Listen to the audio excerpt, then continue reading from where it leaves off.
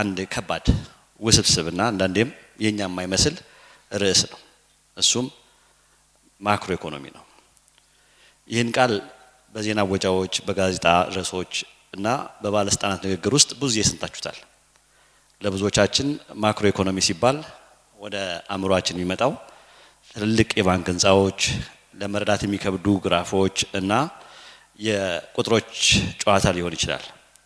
ነገር ግን እዚህ አዳራሽ ለተቀመጣችሁትም ሆነ በስልካችሁ በኮምፒውተራችሁ ለምትመለከቱን ላስረግጥላችሁ በፈልገው እውነት ማክሮ ኢኮኖሚ ማለት የራቀ ቲዮሪ አይደለም።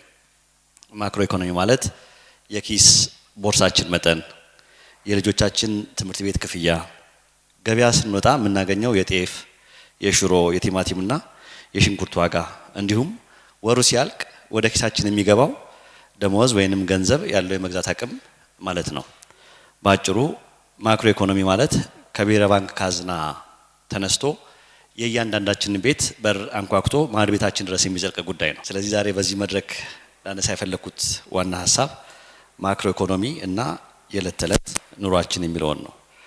ማክሮ ኢኮኖሚ በቀላል ቋንቋ የሀገራችንን ኢኮኖሚ አጠቃላይ ሁኔታ የሚያጠና ዘርፍ ነው።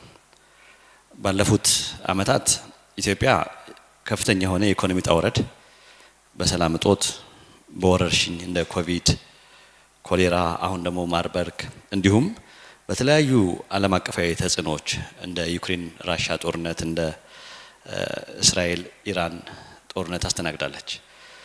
በሚቀጥሉት ደቂቃዎች እነዚህን ኩነቶች እና በህይወታችን ያመጡትን ለውጥ በሶስት ዋና ዋና ነጥቦች ከፍለን ምናልባት ሁላችንን በሚያግባባ ቋንቋ እንመለከታቸዋለን።